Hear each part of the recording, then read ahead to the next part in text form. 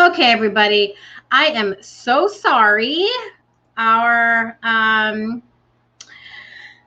StreamYard link is not working at the moment, but I am getting my guest back. Hold on, you guys. Just wait 1 second.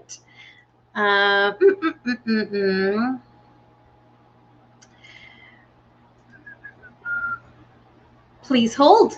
I will be back.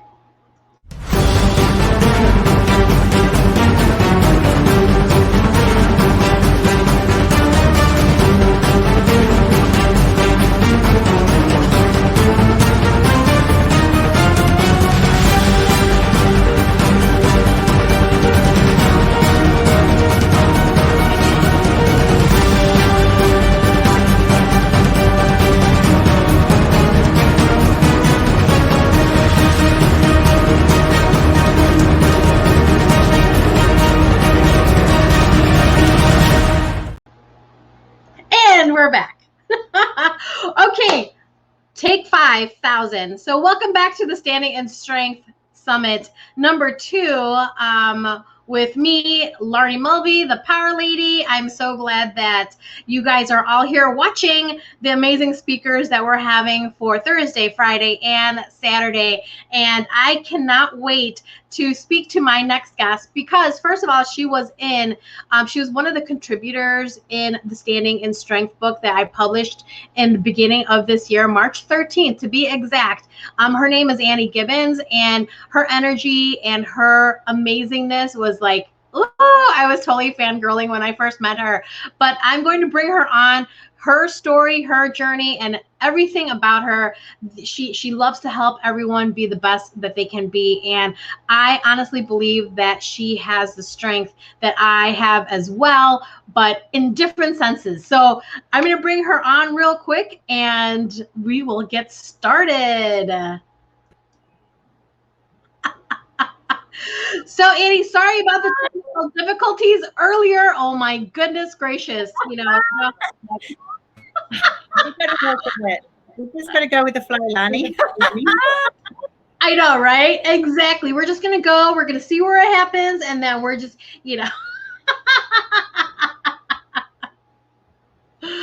Oh, so Annie is actually on holiday with her family. So we're also crossing our fingers that her Wi-Fi stays live. I'm currently on a remote island in Queensland, Australia. So, and the bars went down to like 2, and I'm like, okay, now this is the time to really shine for me. I want to talk to Lani and all the listeners. Well, it's like your visual is a little bit hazy, but I can hear you, so that's cool. Okay. That's fine. Yeah, that's fine. So Annie, let everybody know who you are, what's going on with you. Give us some info, give us the deets. Cool. Well, the deets are that I am a global women's empowerment coach. I'm known internationally as the empowerment queen, transformation queen, and because that's what I do. I actually work with people as a business and life strategist to actually take them from where they are now to where they want to be. It's really simple. Everyone's got a goal, right, of where they are. They're sitting there going, no, not quite cutting it, personally, professionally, in relationships, whatever that is. And so that's what I do. I'm a change management CEO by profession. So I've been a CEO of a range of companies for the last probably 12 years. And I also am a board director, so a lot of business experience. And so now I also still do that, by the way, Lani. So I still am a CEO of a eye health charity here in Australia and work with some companies. But my business of passion is my business, which is called Lipstick Consulting. And so that allows me I've got an online program with heaps and heaps of courses, and I do coaching with people all around the world. And it's just really fun. I love it. They love it. And you basically just get to celebrate women kicking goals every day, right? And who doesn't want to do that, And then I also link them with women globally, which is awesome. There's so many people out there just doing really cool stuff. And that's where we sort of got united, right? On, well, what is strength and how do we use our strengths and how do we network with each other and bring out the best in each other? So that's kind of my passion. I love that. And I think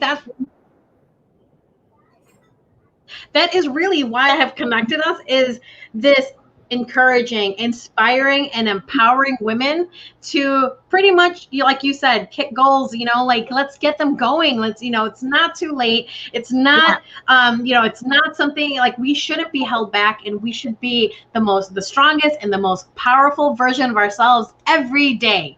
And I think that's awesome. And, like when we were collaborating on the book, we were talking about like the things that held us back. Yes. And what was it? What was your, I know we've talked about this before, but I love hearing the story over again. Like, what was your pivotal moment when you're like, you know what, I'm going to do this, and I don't care what anybody says? I've had a few pivotal moments in my time, honey, but I think the first one, for the listeners who don't know me, so I got married to my childhood sweetheart at 20, and then I had twin boys at 23, and then twin boy girl at 25. So I had 4 kids in 26 months. And then I also then went on to have my 5th child when I was 32. So I'm a mum of 5, but I had this childhood belief, right? We've all got these core beliefs going, I think I'd be really great at running things. I like bossing people around. I think I'm capable. You got that girl chick happening going, I could do some stuff.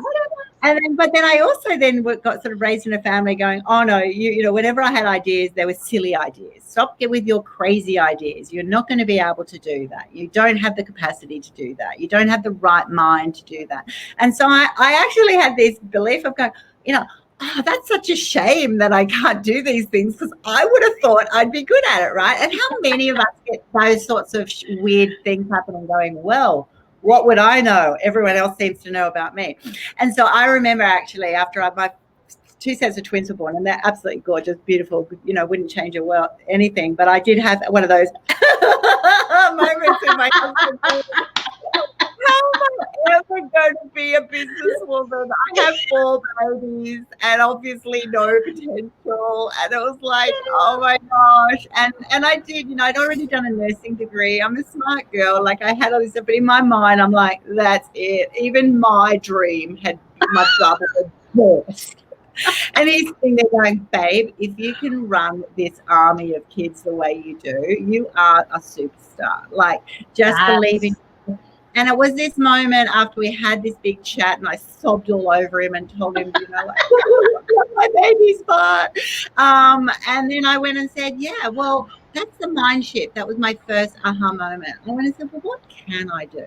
All right, I can't imagine Annie Gibbons is going to be a global empowerment coach. I can't imagine Annie Gibbons is going to be a CEO. But I enrolled in I ended up doing a master's degree and then a business degree. And over the next decade, I just chipped away. And that's what I coach people. Don't do crazy, stuff. Have crazy visions, but just chip away. And oh my gosh, it just made all the difference. And then how about, do we all love that moment when we go, look what I just did, right?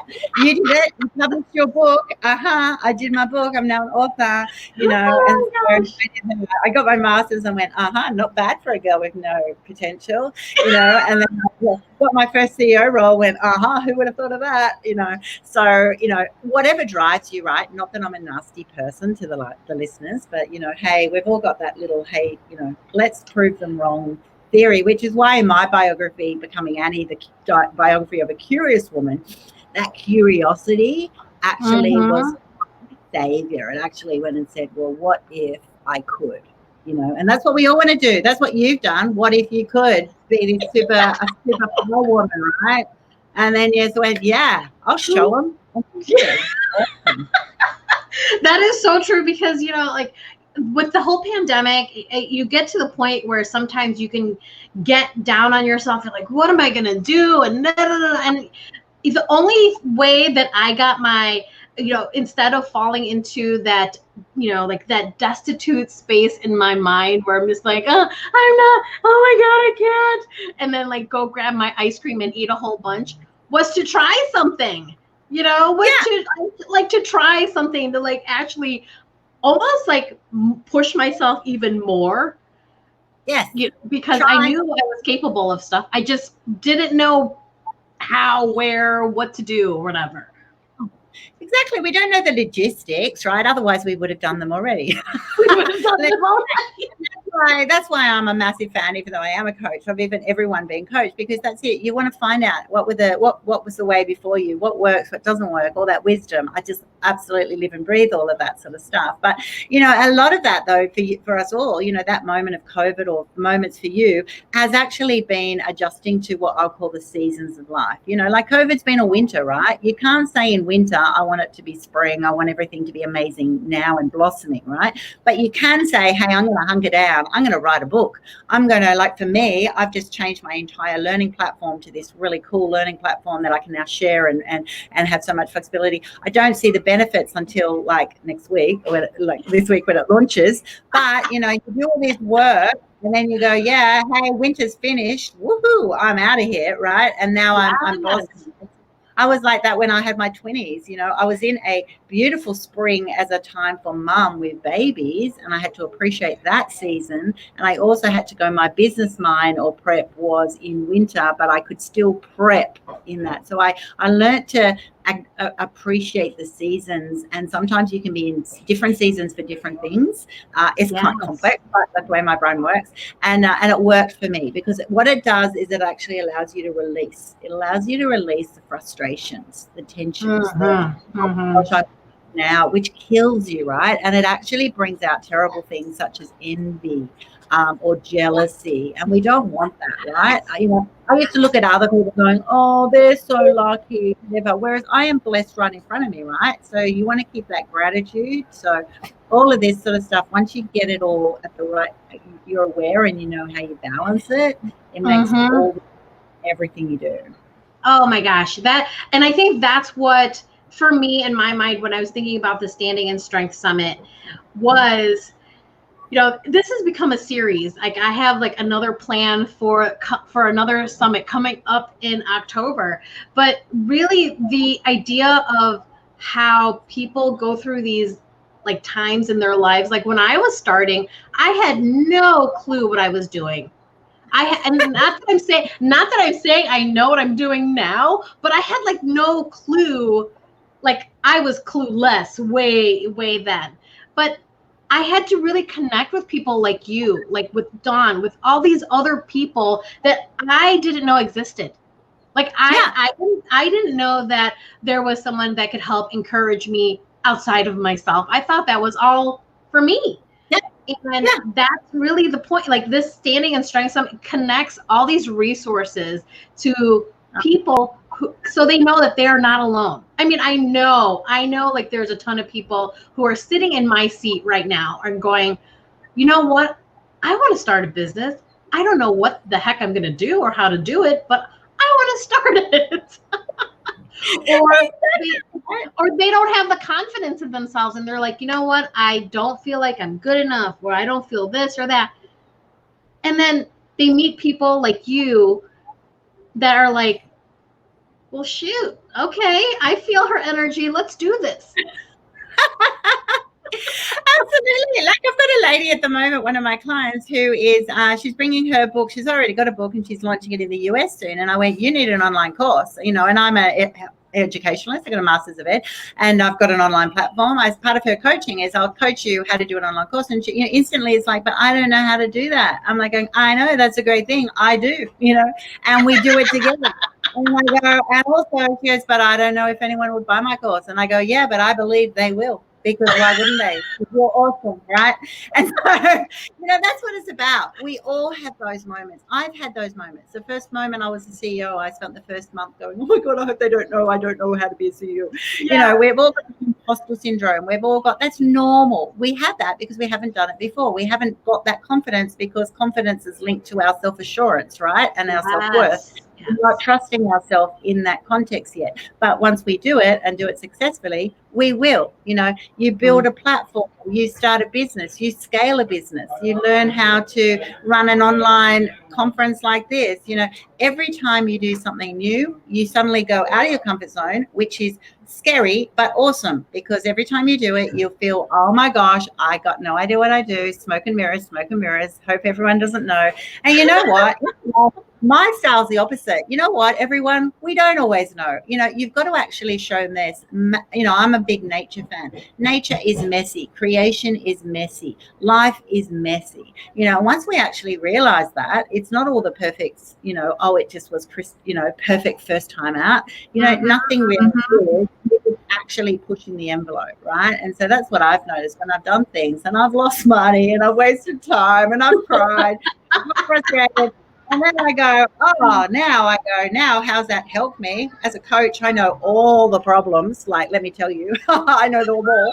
And then now I go, yeah, you could do those. And I'll show you the stepping stones to avoid that, right? So, we need to adopt the mess and just get into it. And then with that comfort zone, that's it. What you're doing, what we're doing, what we're hoping other people are doing is actually just stretching their comfort zone. And every time you stretch it, you feel a bit unsure, you freak out a little bit, you get help, and then you then go, then you'll end up like me and go, I don't even have a comfort zone. Sure, I could do that. I could make that happen, whatever, because I don't actually see failure as anything bad. I actually go, oh man, I almost like, actually I do. I go, if I do it and then I fail, I'll learn some stuff and then I'll get to that next level. So I actually like welcome failure, which is kind of a whole new level of doing, but I kind of go, yeah, like how, as long as I don't die.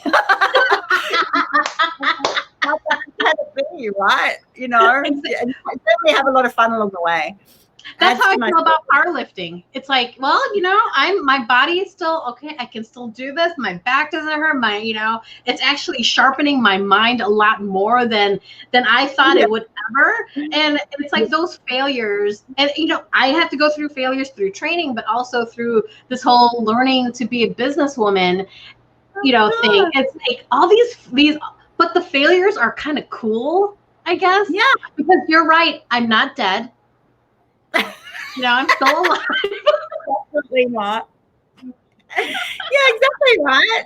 And it's like no one likes to be in those stages because they're frustrating, because if we look at our human nature, we go, but I want it now, and that's why the whole marketing world, everything's made about instant gratitude.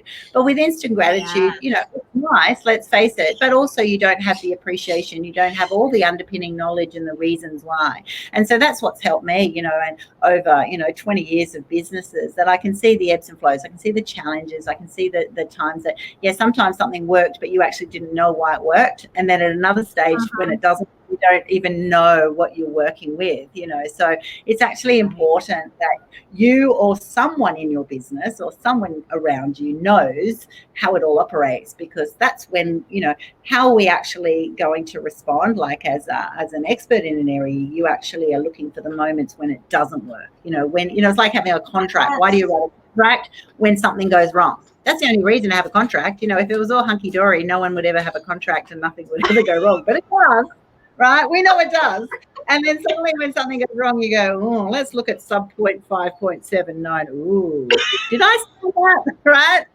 And so that's what we're like in our businesses. It's like, what if my live feed doesn't work today? How do I rectify it? What if my, I go for a launch in something and my pitch deck, disappears off my like all sorts of stuff that we do in business and life. We go, what's our plan B? Are we aware of what we need? And if any of those areas didn't work, how would we resolve it? That's when you really get to that next level. And we can translate that to, physical, emotional, psychological, spiritual, strength. That's talking today, strength. Exactly.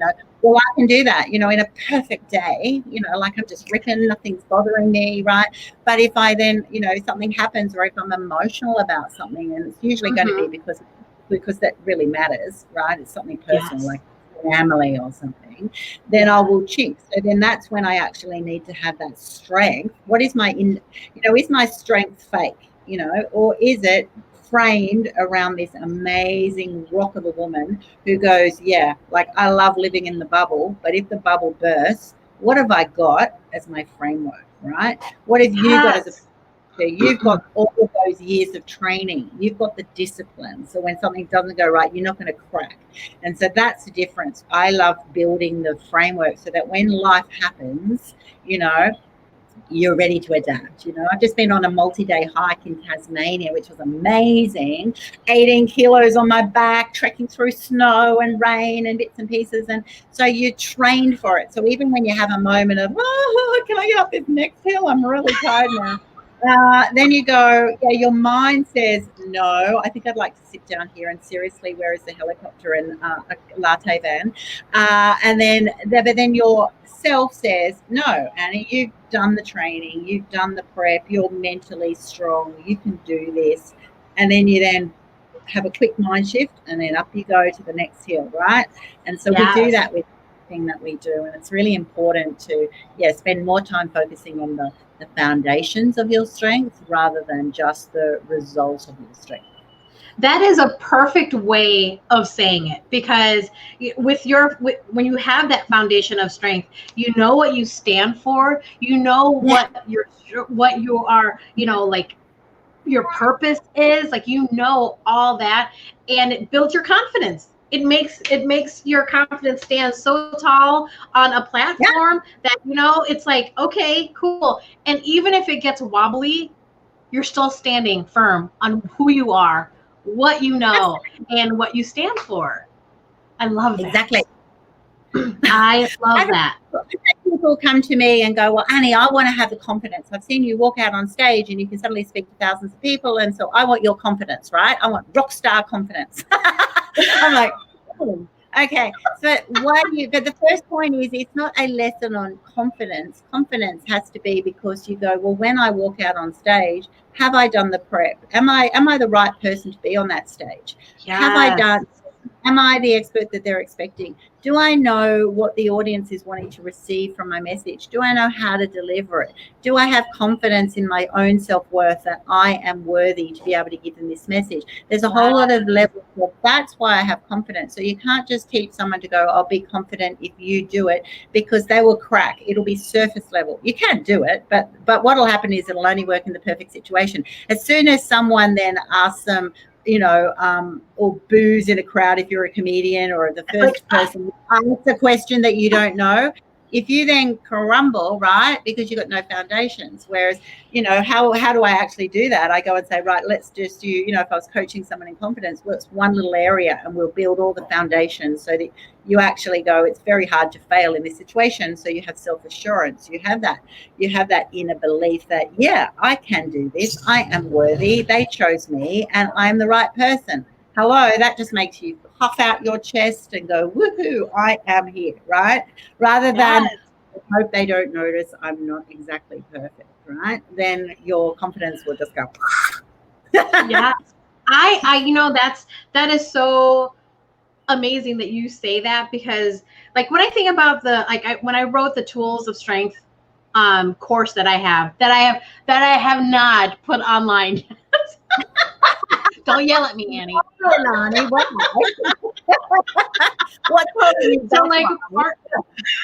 So part of this my course is to understand where you stand, and to understand, like, you have to build yourself. It doesn't take, you know, it took me like 30, 40 years to be this confident. I mean, but I'm still working on myself, but it's like, it took all that time to build it. Yeah. You know, it's not so easy. Like, and I also think, like, when people go, I want to be like you, which I have fallen into that trap too, that comparison trap, which didn't sound like comparison at first, but then I like look back and I was like, dang it, I totally was comparing myself to somebody and not like being me. So I totally understand that. Because I've been through that journey. I know what it's like. And I know there are other people who are going through the same thing. So I totally understand that. I think you've got So, to reach out to things that you value. What do you love about other people? What do you value about them? You know, their style, their actual values, their professionalism, their quirky way, whatever. And then but then you're not. They're already taken. The secret is then looking at things that you value, and also things that you don't want to be known for, and then bringing out yourself and having your own style. You know, as soon as I meet someone, I go, well, who are you? And they go, oh, I don't really know how to describe myself. Then they actually don't. I instantly know they don't have that foundation. You know, so the step number one is actually just learning to know you and learning to know what that means in the world, right? Because we've all then got areas we can be strong. We've all got areas that we can be, super strong, and also those areas of weaknesses that we either go, yeah, I'll just leave them as weaknesses because I really don't care, or areas that I'm not so great that I want to constantly improve, right? You don't have to be great at everything. And that's another thing to learn. Like some things I go, yeah, I'm not real good at that, and obviously for a reason, don't care at all. I'll outsource. So like picking and choosing. You have to pick and choose. Yeah, pick and choose. But do find what is your core strengths. Pick 3 areas that you just live and love. You live to love, and you just go, nailed it. I love it. That's why I talk about strength so much, because I love talking about strength. I love the umbrella, the little feet that strength has, and that's why this summit has come up.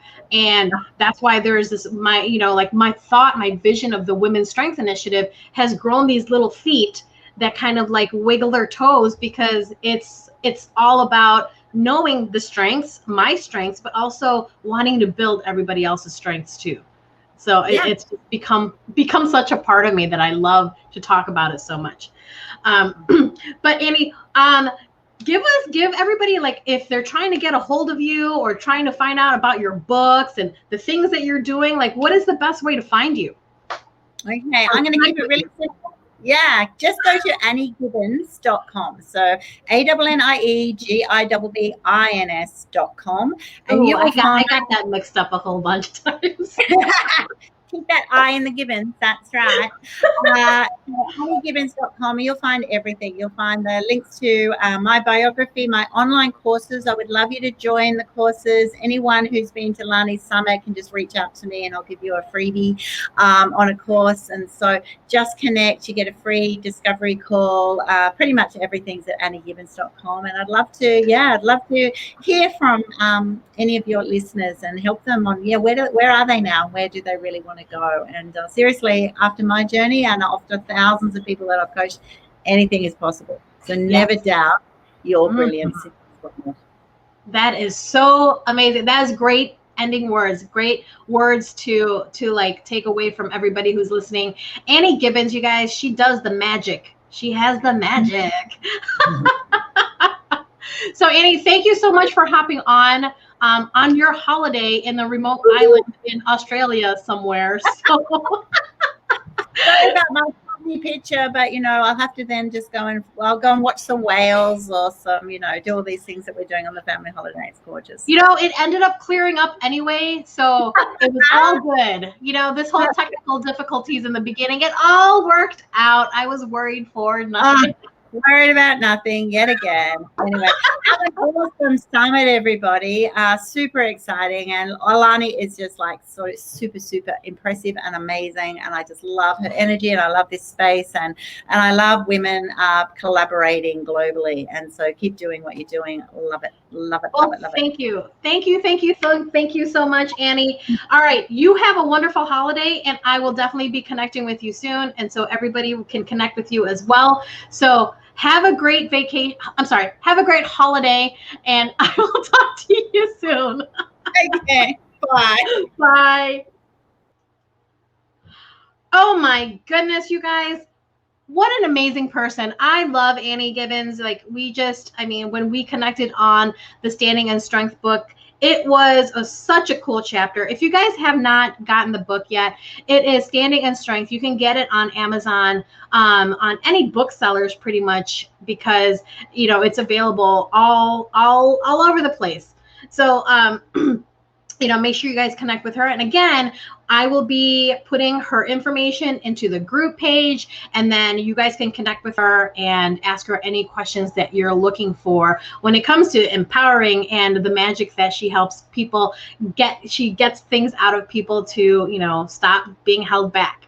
So my next guest, this is going to be a cool one. I know it. I feel it. I've talked to this gentleman a few times already.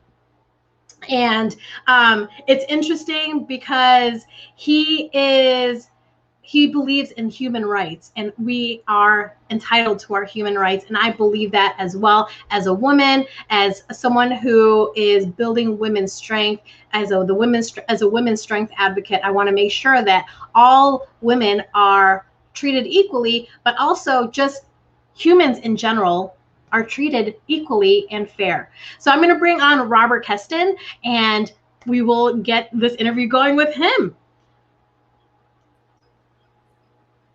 Hello there, my friend. How are you? I'm great. How are you? I look at your face is radiating because, I know we talked yesterday on the pre-call, and I'm just like, look at your tan. Look at your tan.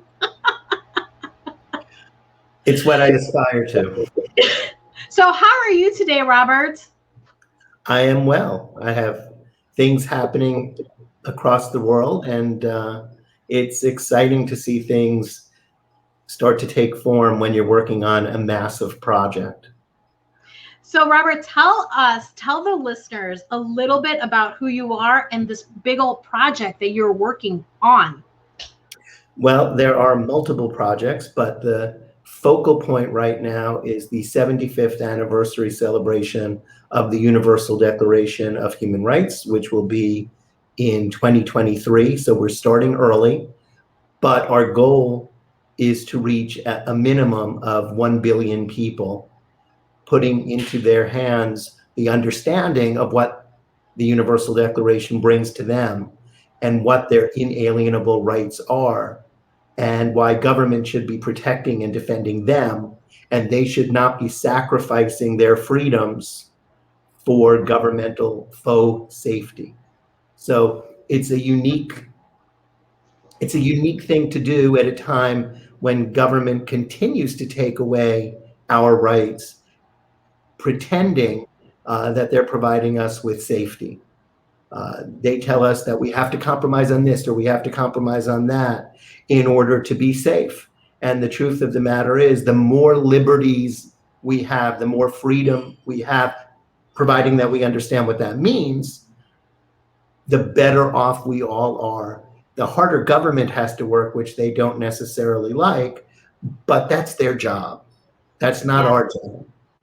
Yes. Yes. So it's exciting. Do you believe that government listens to our cries for assistance and for listen, especially for women, women's rights?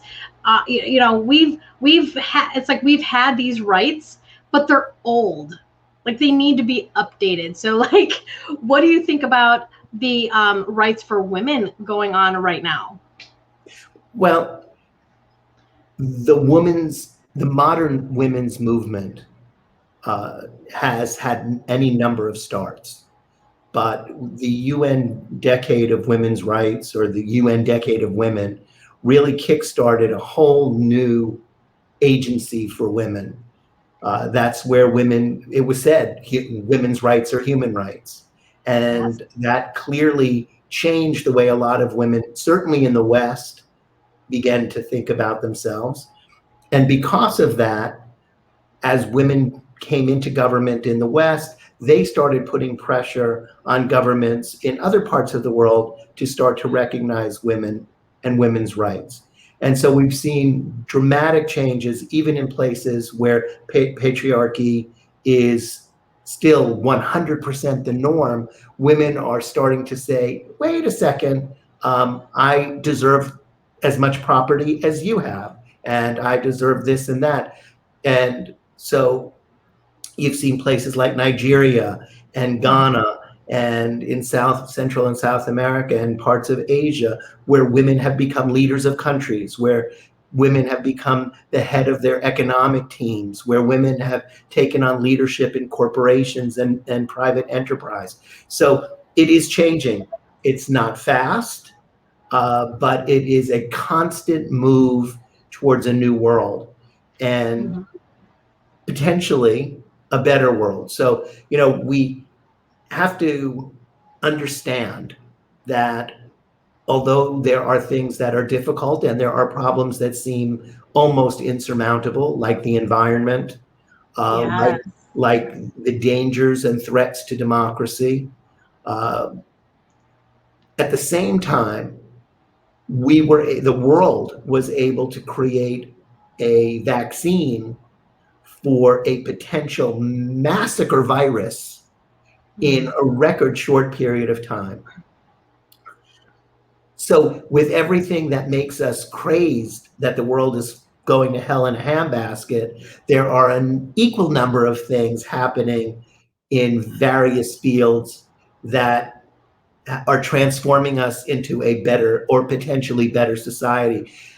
The biggest problem I think that we face is that much of our humanness, much of our humanity is still very much tied to where we were when we first when humans first walked the earth, when we lived in caves or we lived in trees.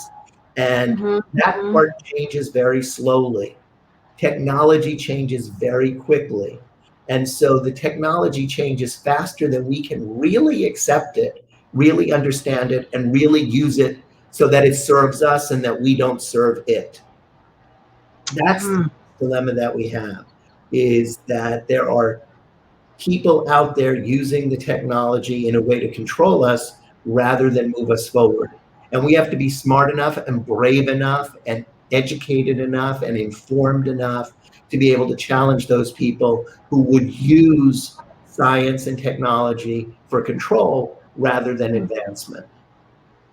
Oh, wow. It's funny because like when we've talked before, there are a lot of things that I'm still in the dark about, like when you're telling me about, when we're talking about, the rights in other countries, I was like, what, really? I didn't believe, it's just so interesting, but I totally agree that the technology is moving so fast, but we're kind of like trailing behind the technology. Technology wants us to move like, let's go.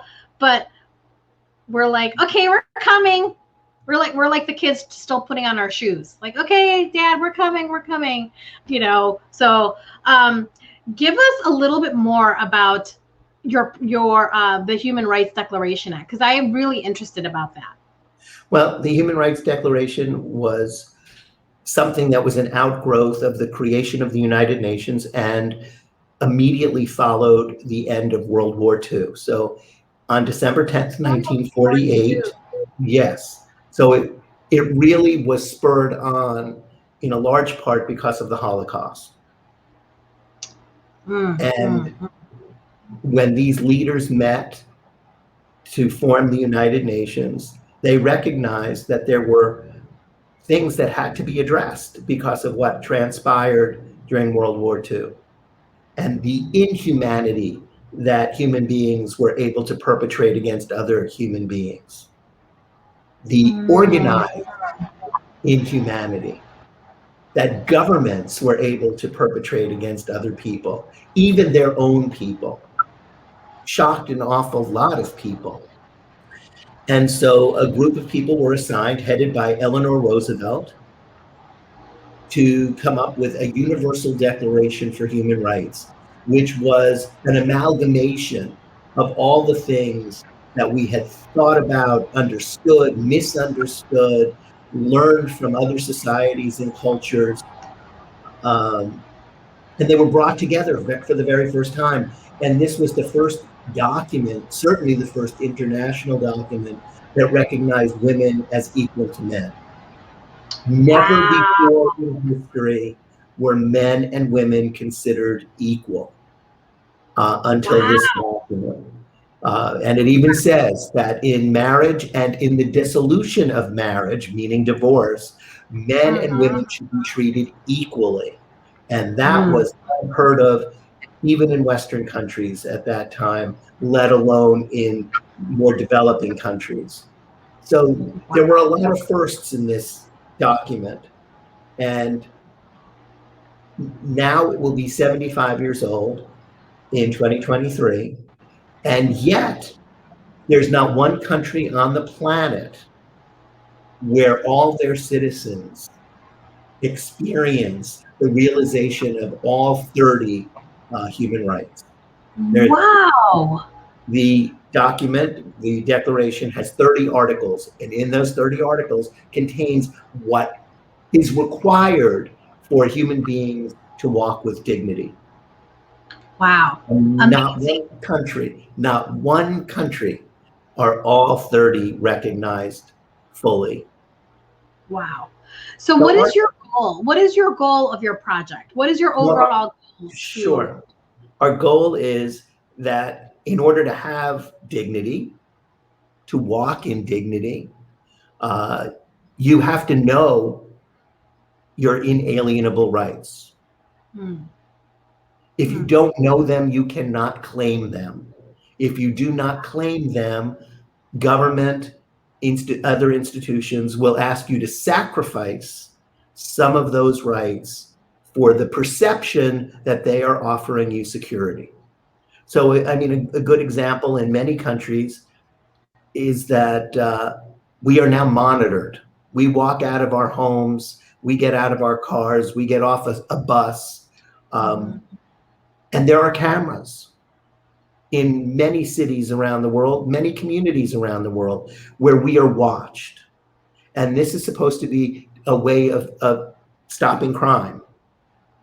But what it does is it makes it easier for government to stop crime, potentially, but it also puts us all in the snare of being observed and being followed, so that we are more intimidated about being ourselves. It's harder to feel free when you know that every single step you take is being recorded and documented and stored by your government. So that's a compromise that so far we have made, and it will be very difficult to ever get government to take a step back and say, you know what? We understand that we're not here to monitor you. We serve you. You don't serve us. You're the people. Government is meant to serve the people. Right now, it's a toss-up as to who serves who. And in many countries, we serve the government. So like in China or Russia, it's very much, we will allow a certain amount of economic development and growth, providing you do not question our leadership. Wow. You leave government alone and we'll leave you alone. You say anything about government, we're coming after you. Wow. And you can see that in Hong Kong now. You can see the threats being made against Taiwan. So we're very much aware of the dichotomies and the difficulties. And that's because if you do not know what is yours, someone can take it because you didn't know you were missing it to begin with.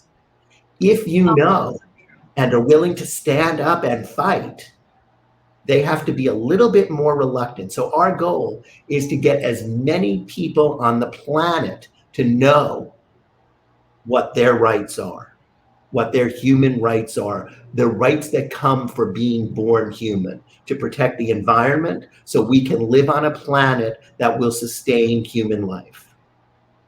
Wow. That is such a powerful way of understanding our rights as human beings. Is, if we're not acknowledging ourselves as a human being, how can we fight for ourselves if we don't acknowledge ourselves? And that's really, I think that's part of that strength part. When I think about, when we talk about this, that strength part is being a human.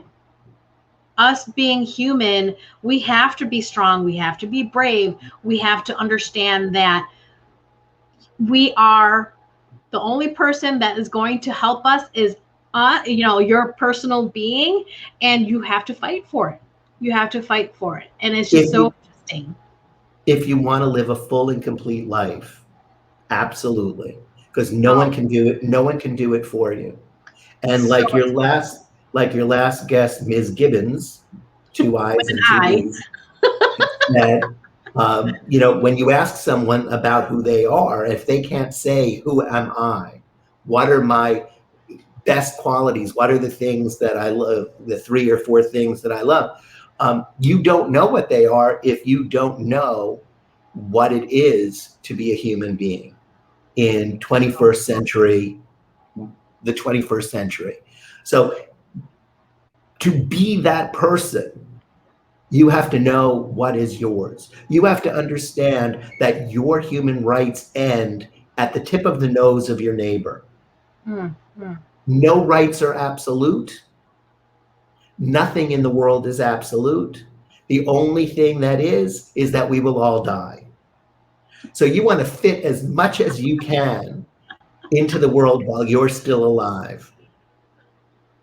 Yes. I that's how I feel right now. It's like, it's taken me 30, 40 years to get to even sit here and talk with you, to have this kind of conversation, to talk with somebody who is more knowledgeable about something I didn't even know about, because I didn't grow up like knowing the Human Rights the Human Rights Act. Like, I didn't get taught that, and if I did, it was like whoop, real quick, and then you just keep going.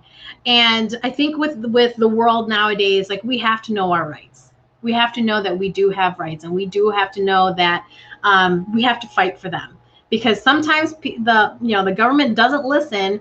But if we have enough voices, that's why the Standing in Strength Summit series is here, like, to connect everyone and to let everyone know that they're not alone. And if there is a fight for them, they're not alone.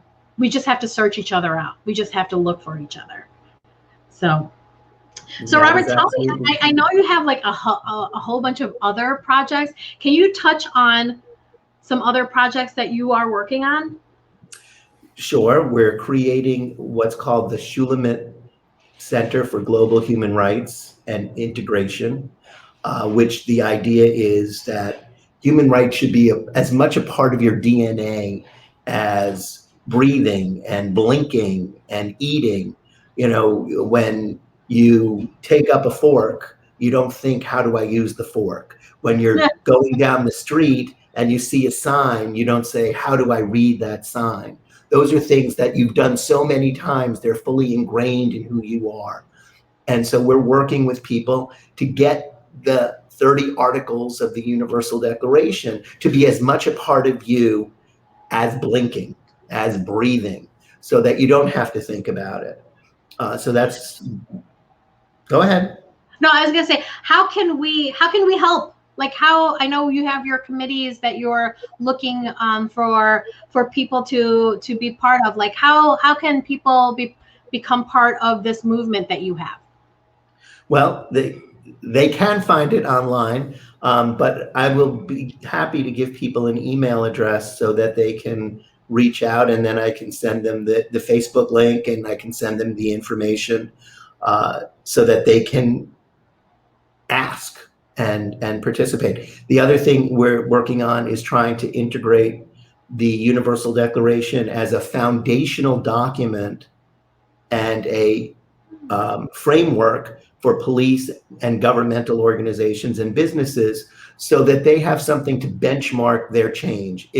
We look at it as the best system for accepting change and making change and sustaining change.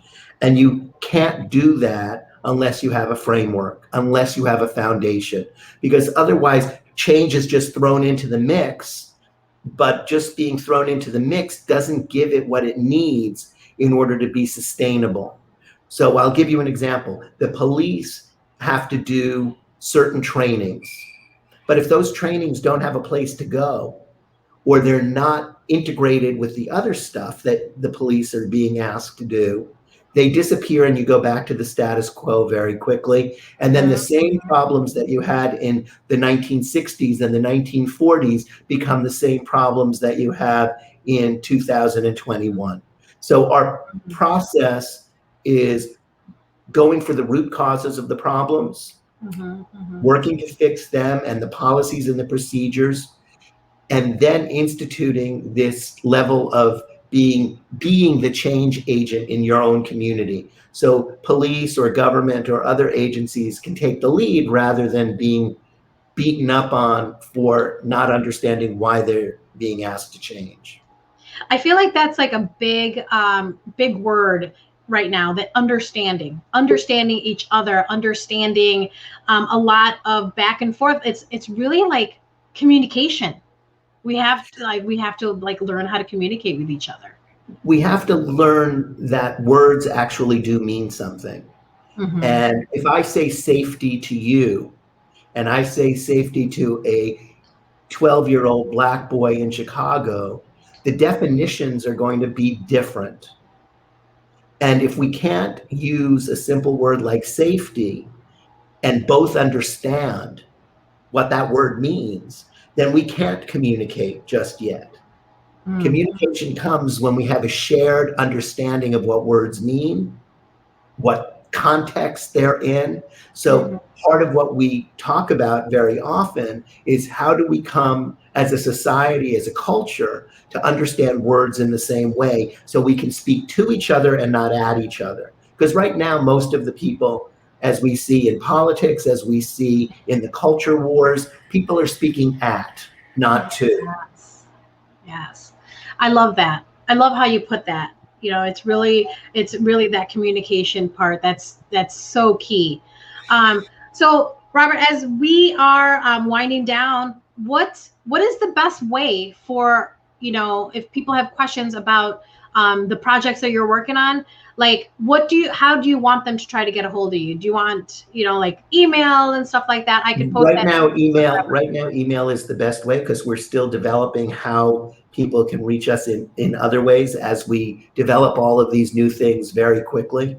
But we're happy for anybody who wants to join as an organization or as an individual.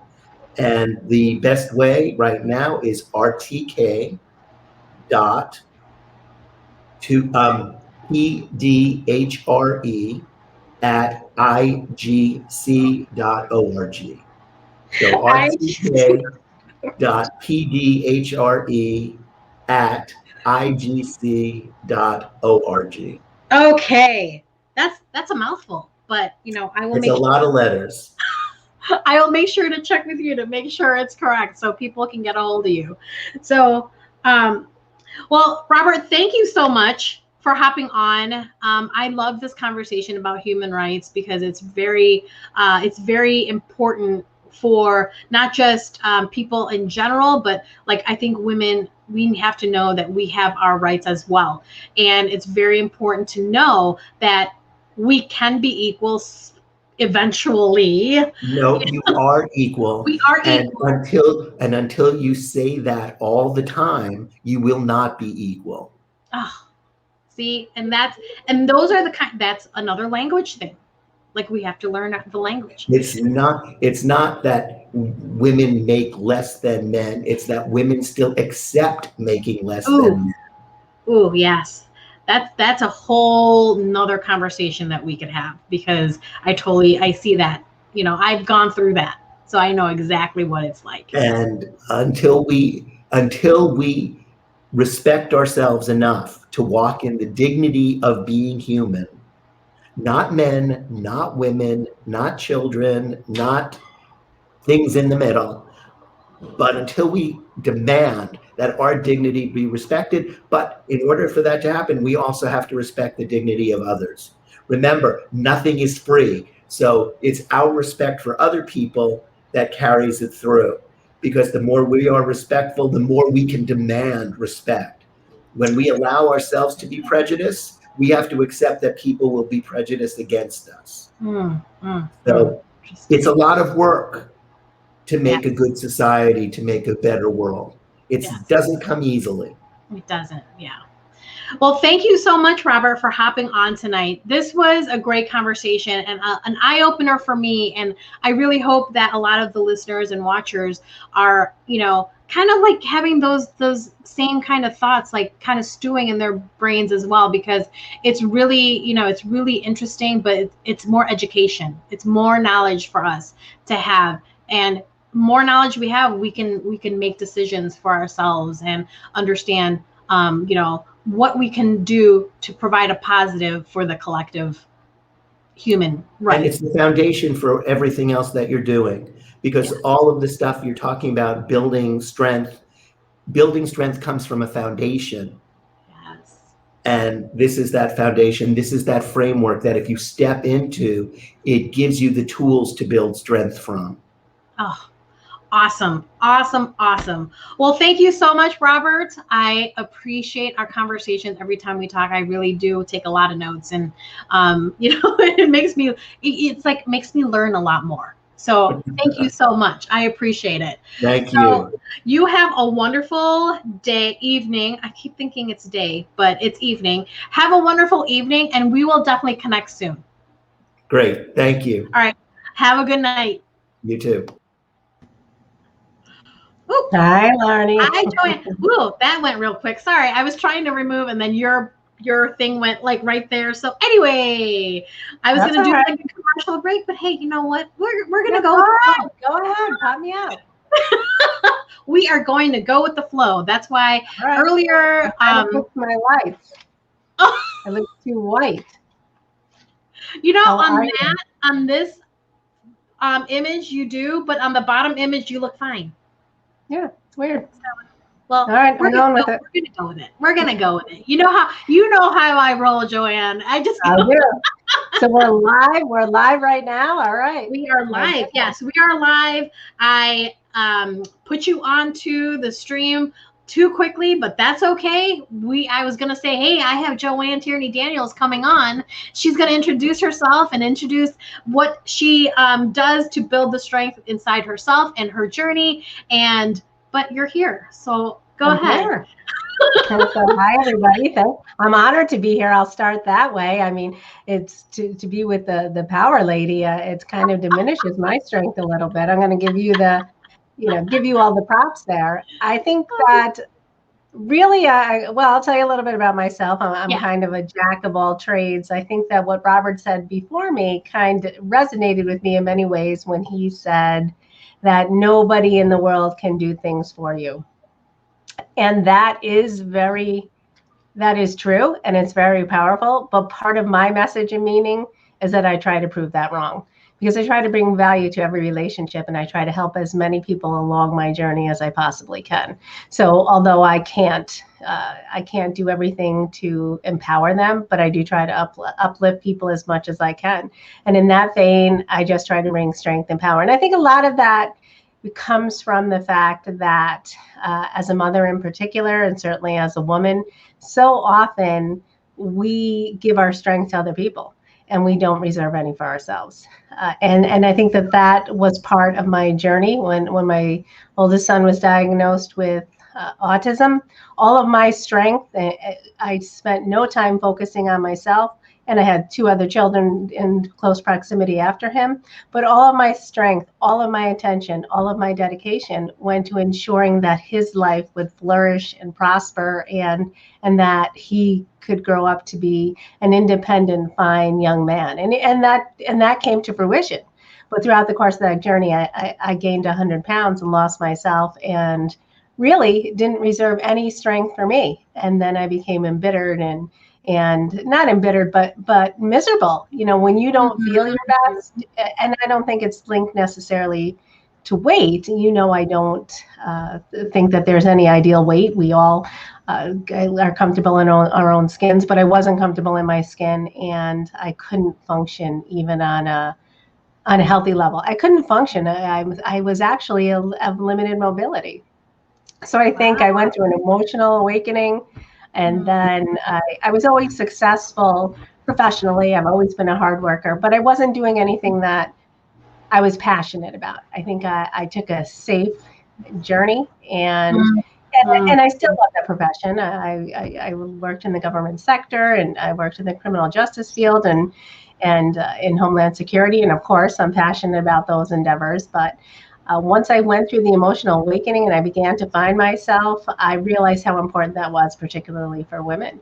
And now I'm a jack of all trades. I do a little bit of coaching. I'm a mindset coach. I'm a health coach, and I certainly don't want anybody to squander years of their life in an unhealthy body that they don't feel comfortable in. So I certainly like to help and empower women in that path. I do a little bit of writing. I love that. That's for myself. I like to be an author. That's always been a passion of mine. Now I'm in the podcasting game. That's right.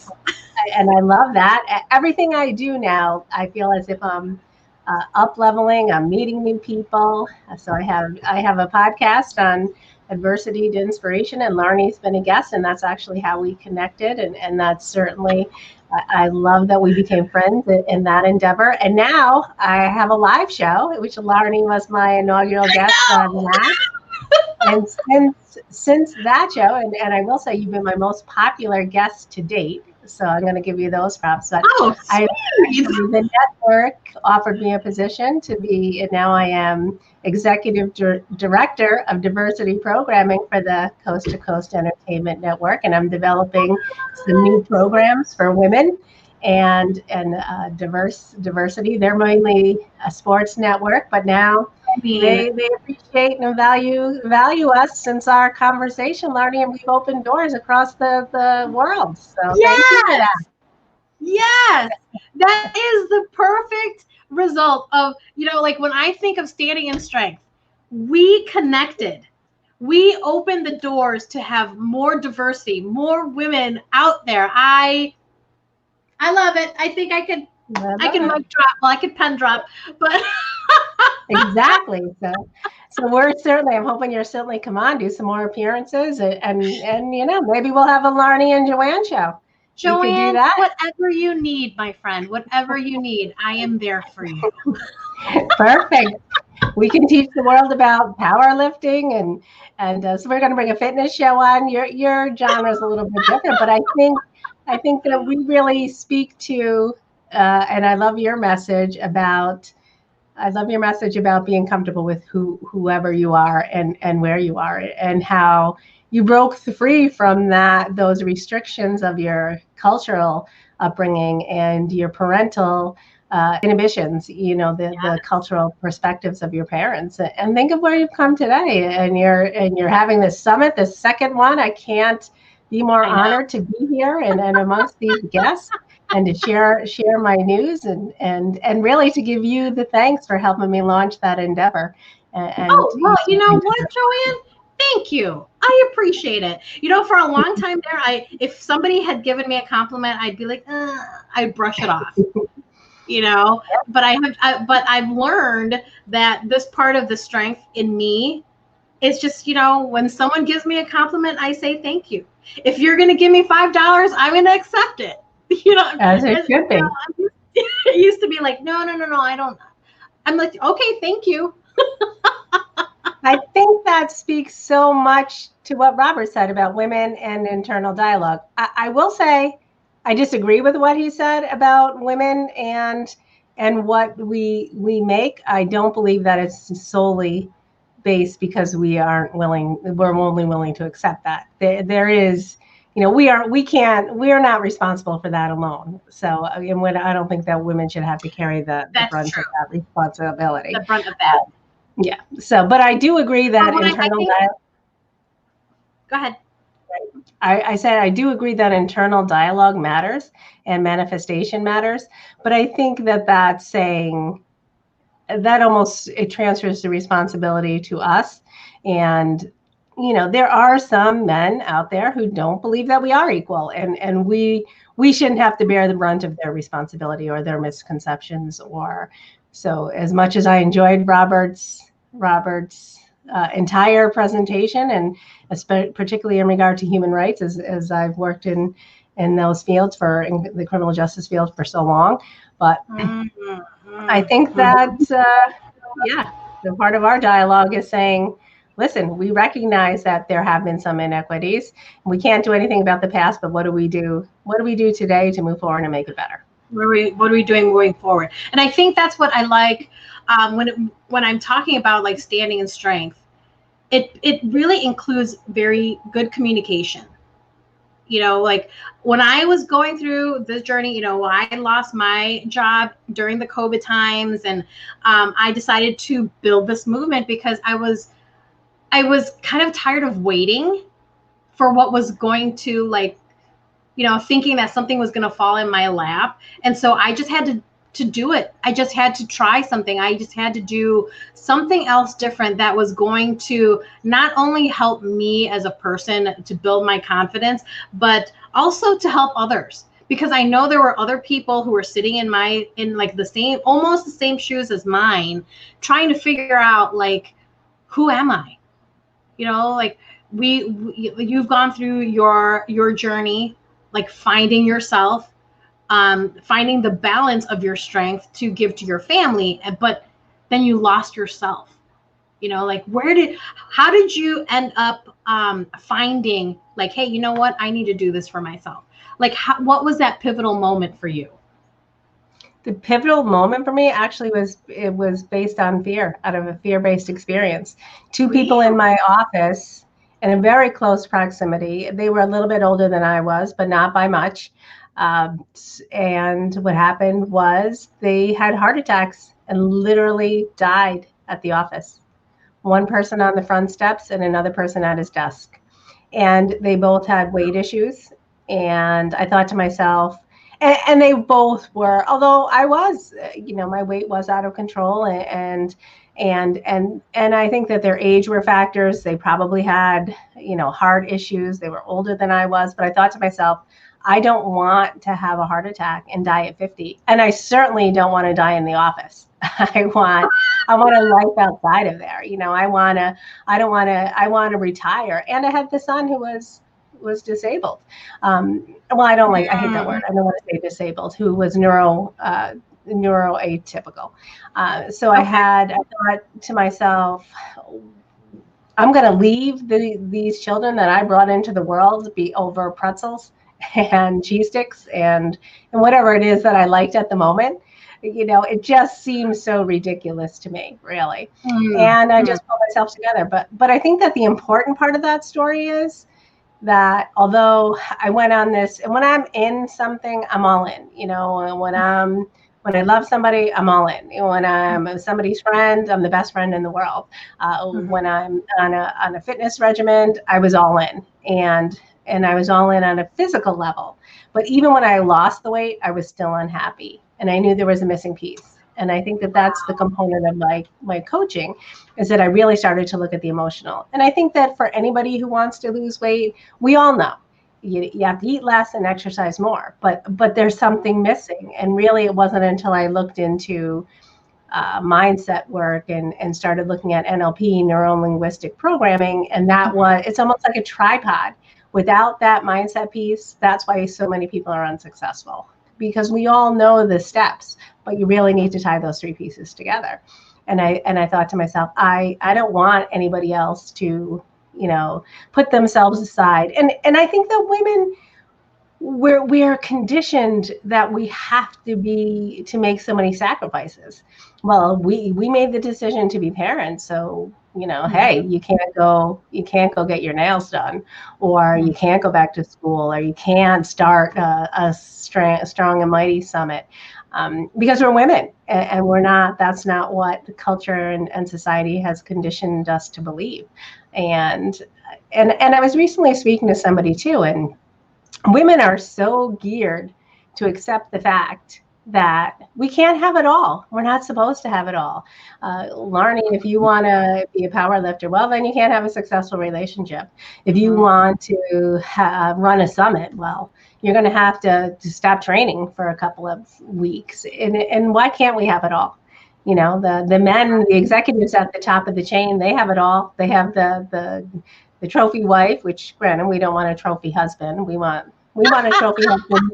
We want a trophy husband with brains and money too. I want the complete package. but I want success, I want love, and I want freedom and recognition and respect. And why shouldn't we want those things? We do deserve that. Exactly. It's like, when we talked, like for people who don't know what my journey is, like coming here to the US when I was 5, no representation of who the heck do I see somebody that I want to be? I don't know. There was no Asian woman that was really strong. It was just like, what is going on? And then that mindset of trying to figure out, okay, what box am I going to check today? Okay, am I going to check the American box? Am I going to check the Filipino box? Or am I going to check the box that, me looking for love, am I going to make myself smaller for so-and-so? It's just like that, going through that journey and having to find my own personal inner strength to be like, you know what? I'm Larnie, and that's what I'm going to be. That's who I'm going to be. So, and that's what this whole idea of I built her. Like I built this woman. Like everybody has a chance to build to build their person that they see themselves, that vision of themselves. They have an opportunity to do that. And I think the connection with people like yourself, people like me, people on the summit, to get to know more education, more resources. I think that's what I love about the Standing in Strength Summit, is to give these resources to people who, like I didn't know that I would know Joanne Tierney Daniels. I didn't know that last year. Who would have thought? I didn't know that. But now it's like the universe knew. The universe knew we were coming together. Yes, it's like that courage to ask each other. Like when I started going on the podcast group, I was like, well, what? Maybe no one will talk to me, and it was like very interesting to be like, okay, yeah, I'll talk to you, in Arizona. I'll talk to you out in Pennsylvania. Sure, why not? And I love that connection piece. I love that connection piece. So I do. So Joanne, go ahead. I was going to say, I love that point where you said about we have to make ourselves smaller for people that we love. But I just want to point out to the listeners and the viewers that it doesn't necessarily mean an intimate love either. Like in your instance, you had to make yourself smaller for your parents. And in my instance, I made myself smaller for my children. So I think you have to look at it globally. And that's altruistic. And there's nothing wrong with being altruistic. But at the end of the day, if you don't make time for self-care and for yourself, something there's a detriment along the lines. And think of the potential for me would have been death. And what kind of legacy or what would that have done to my children? Because I didn't take the time for myself. So I think you got to think about it in those regards. So I love that point, and that love isn't just, I think we think about love when we say it, and we think about intimacy and significant others, but it's so much more elaborate and complicated than that. I love that you brought that up, because it's so true. It is so true that the stages of love and self-care. I mean, there are some people who don't believe self-care, blah blah blah, you're just painting your nails. I'm like, not really. My self-care is going to training, is getting my butt into training and getting yelled at by my coach. That is my self-care, because that sounds like so much fun, Larnie.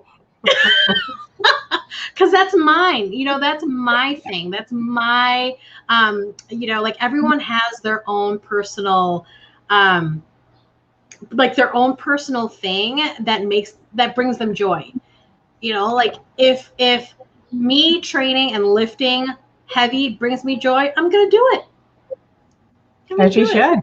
It's what I want to do, so I totally get that kind of mindset right there. So Joanne, okay, you're the jack of all trades that I know. You're the Joanne of all trades that I know. That's true. That is true. And I love all of the trades. That's the problem. I love them all. Because there's so much. It's like now that there's all these opportunities, it's like there's so much to choose from, and picking and choosing what to do. It's like, ooh, what can I do? What can I do? Because that's really, like you were saying earlier in the beginning, why can't we have it all? You know, why can't we try something? If we don't like it, we don't have to keep doing it. You know, and maybe we can't even, and maybe we can't have all at the same time. You know, and it's the timing. Work out that way, but we can certainly try. We can certainly and try. It's all the timing. Like what kind of space do you have in your energy right now, in your energy field right now? Like, can you add one more thing? You know, I always think about people who say they're busy all the time, and then they're like, oh, I'm so busy, I got to do this, I got to do this, I got to do this, but they keep adding more stuff. You know, I can't get anything done, but I'm going to add this, and I'm going to add this, and it's like, what are you doing? Yep. And then that's when you suffer. That's when you lose sight of yourself. And of course, there are some instances, and even when my son was young, obviously his health concerns and his educational needs would trump my manicure.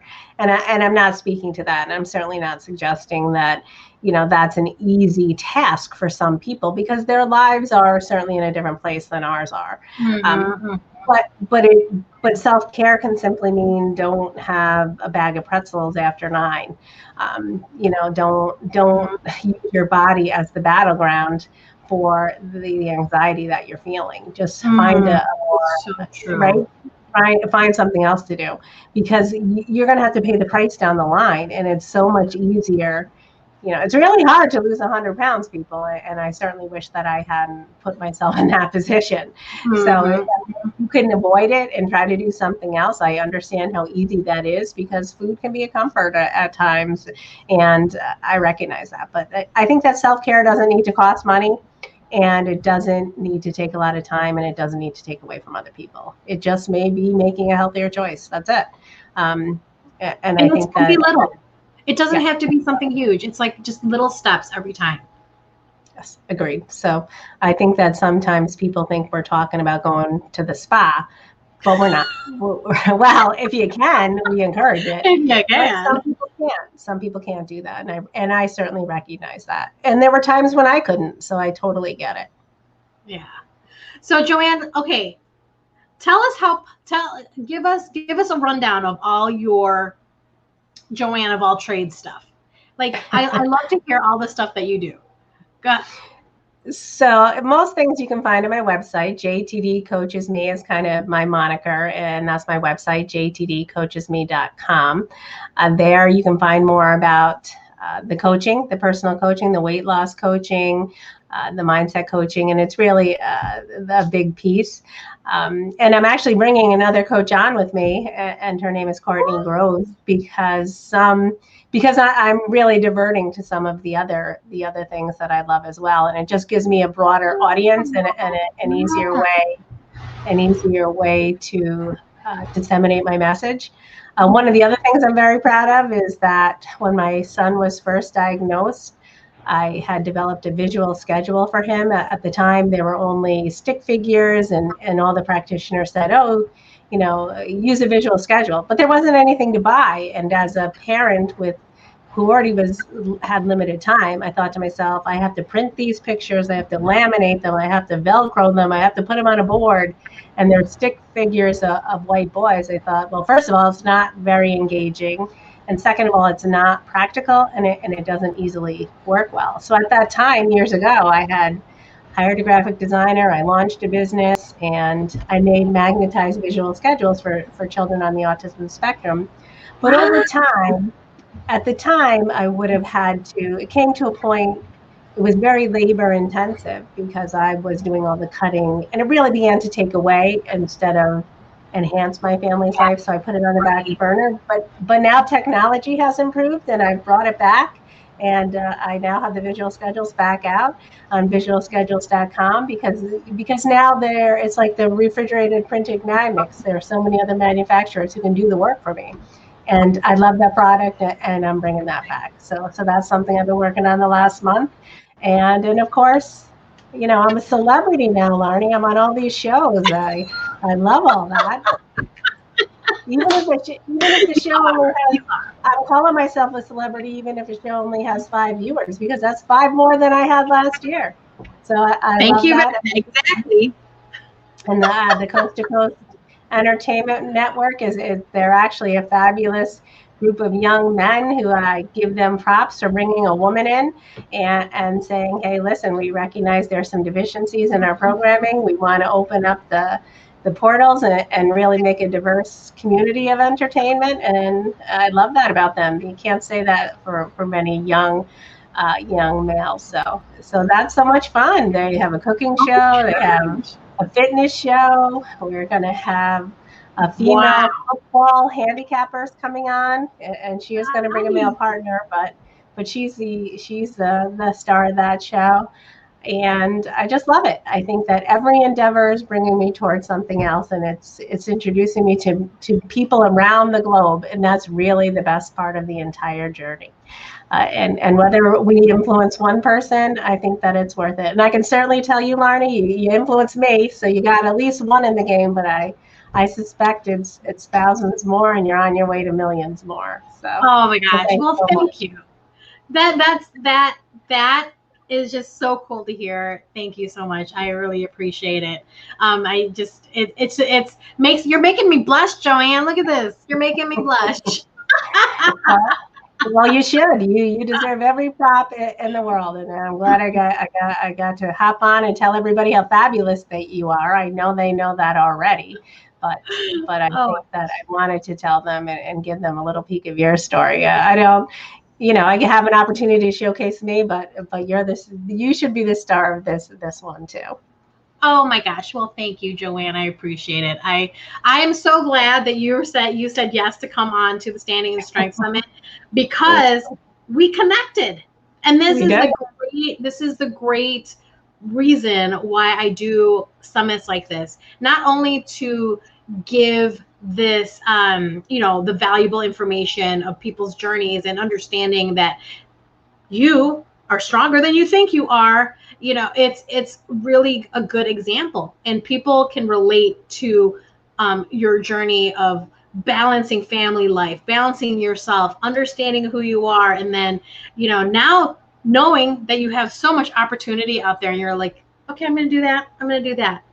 So thank you so much, Joanne. I'm definitely gonna put all your stuff on the Strong and Mighty page, because there's just so much stuff that people can come and try to connect with you and ask you more questions. And now you have this magnet schedule thing. I think that's really cool.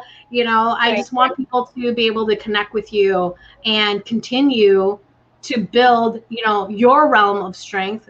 It's all part, all the things that you do encompass all that realms of strength. So thank you for sharing your story and your journey with us, because it's amazing. Thank you for having me, and I'll talk to you soon. This isn't our last collaboration. We will connect again, Joanne. Good night, everybody. You have a great afternoon. Bye. Bye-bye.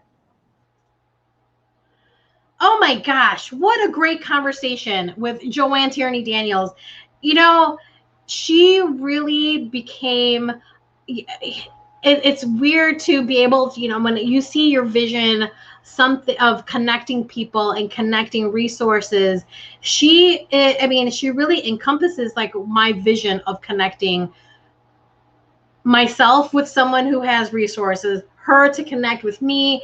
And that really just brings so much joy for me, because the Standing in Strength Summit is all about connecting and understanding that there are resources out there. And that's why the Women's Strength Initiative that's going to be launching on Saturday after the last speaker, it's giving this access to people who didn't know, who are in a journey just like how I began last year, not knowing a path where I knew I was meant for a certain kind of greatness, a new vision. And that really led me to connecting and having to search within myself to connect with others. So I'm so grateful for Joanne to have that kind of connection with me, and I definitely will be connecting with her again soon. My next guest is Jakara Davis, and again, I connected with her somehow in the virtual world. I mean, I think I'm going to have to go back in my brain a little bit to figure out how we connected, but we connected. And now she's another one of my virtual friends. I will eventually meet her one of these days, but her course on podcasting and learning how to podcast, for me, who was like, what button do I push? I don't understand. She put it in a way that helped me understand. And again, connecting with someone who has that strength to be able to show someone like me how to podcast. Oh my gosh, it's amazing. And she has the patience of a saint with me. So I'm going to bring her on right now, Jakara Davis. Oh my God. And don't mind the giggling, because we are going to giggle a lot on this one. You say that as I'm clearing my throat, and I was like, okay, not giggle. Oh my gosh. Welcome, Jakara Davis. Thank you so much for being on the Standing in Strength Summit #2. And, I'm so glad that you know what? I'm going to let you introduce yourself, because there's a reason why I brought you on. So go ahead and introduce yourself and tell the listeners who you are and what you do and all the details of who you are. Okay. So please excuse me, because I am a very naturally giggly, bubbly person. So I would apologize, but at the same time, no need to apologize. Okay, so I am a podcaster. I'm more than a podcaster. I have 2 podcasts, but I am a podcast coach and a podcast manager. And what I like to tell people all the time is that I am an introvert. I do not like large crowds. I don't believe she says she's an introvert, and she is an introvert on this summit talking to a whole bunch of people. I love this though. Like, I love podcasting. I love like showing up live and just talking to random people. But if you put me in like a setting with like a concert and I have to do that, no, I'm scared. I will pee myself, and no, that's not for me. But with podcasting, this is like, I didn't even know this was the thing that I wanted to do. So I started off with blogging, was not, I quickly realized blogging was not for me. I love writing, I love reading, but blogging, what all that goes into it was not the thing for me. And I was my #1 worst critic. So me reading back through my blog, I was like, yeah, I'll never put this out there. So that's how I started and fell into podcasting, launched in like 2 weeks. So like I said, I have 2, well, technically I have 3, but 2 of them are live. So my first one that was the blog is Let's Try Adulting. And that is my pride and joy, my baby. And that's the one that has like really blown out my confidence. Like, I'm an introvert. It does not seem like it, but through that, with saying so much and talking and meeting other people and just having conversations, I have learned to like step out of my shell, and I really enjoy it. And that could also be with working from kids for 3 years. But with podcasting, I have seen it so much more. Like when I go back and listen to those episodes, and now I have project podcasts, and then learning that I met you, and I know the whole thing. So, Jakara, tell us, like, when you were switching, when you were trying to figure out like, blogging, podcasting, whatever, what eventually made you choose podcasting? Well, I was always told if it's something that you want to do, again, at the time it was not podcasting, but if you want to do something, and that for me was to start a business, then do the thing that is scary for you. So podcasting was the most free thing. Let's put that important. Starting a podcast, that it was just easy, and I could just talk to myself, whether I'm like 8 o'clock in the morning or like 3 o'clock in the morning, just like really late at night. I can podcast. No one has to see me. I can have sweatpants on, can have no pants on, and that was like, I'm being honest, and that was like the road that actually kept me going. So when I said, no, blogging's not the thing anymore, what else can I do? Well, I always talk to myself. Okay, well, let's talk to other people and let's talk about adulting, because I don't even know if I'm doing this right. No adult knows if we're doing this right. And that's how the podcast was born, because I have a lot to say. And I went through your course. Mhm. Like was it your first course? It was my first course. Yeah. Yeah, I went through that course, and same with you, how you're like, blogging is not for me. You did podcasting. Mm-hmm. Like for me, doing these kinds of things, like doing these summits, I feel comfortable with. Yes. I feel like, like interviewing people and talking with people and getting them to, like interact back and forth. That is something that I love to do. And, this is like my podcast. Like this is kind of my mind version of podcasting. So, it's really become something that I enjoy. Like I always talk about, like, I'm going to do things that bring me joy, even though getting the summit together, like, brought me stress.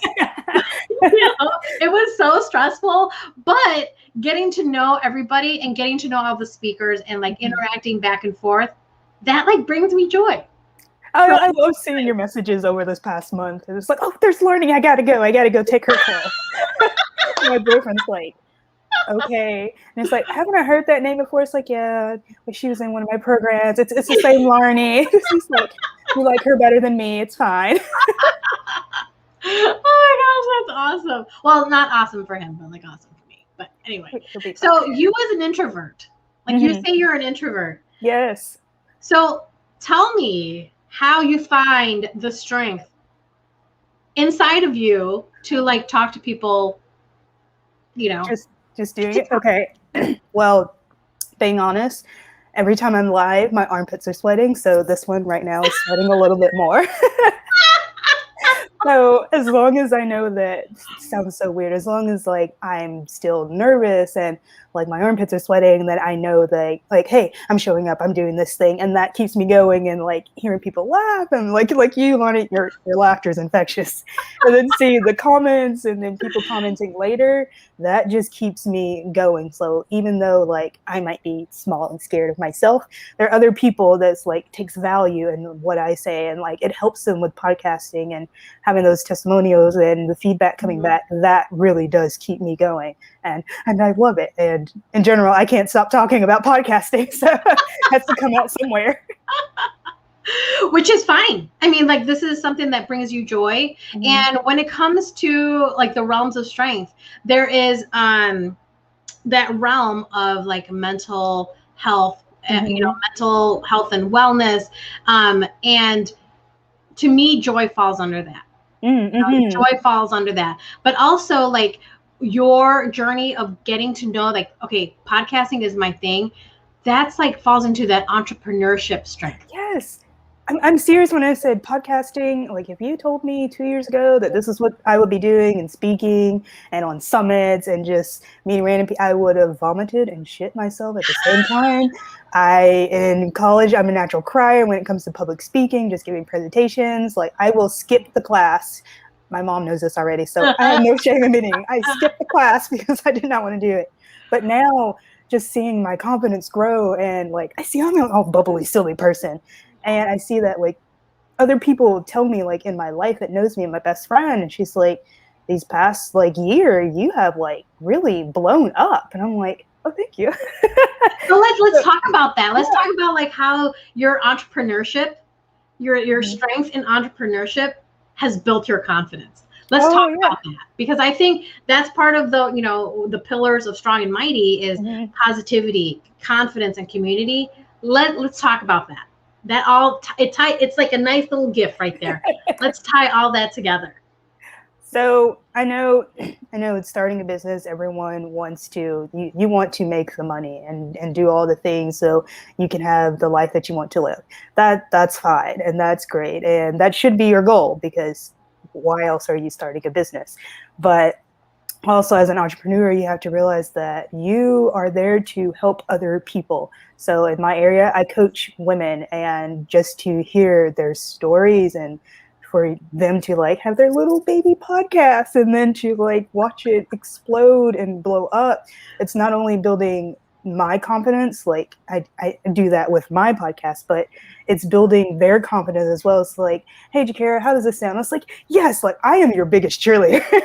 Like, yes, let's do this. You got this. Like, I love your podcast. Like, you might need to change like a little bit of this, but to see their confidence grow as well, it has also helped me and mine. And I feel like I'm floating. And like, there's not really a word to describe it except what you say, that it is joy. It's like a pure ball and joy of energy. And that's what entrepreneurship is to me. That's what podcasting is to me. Like, I love it.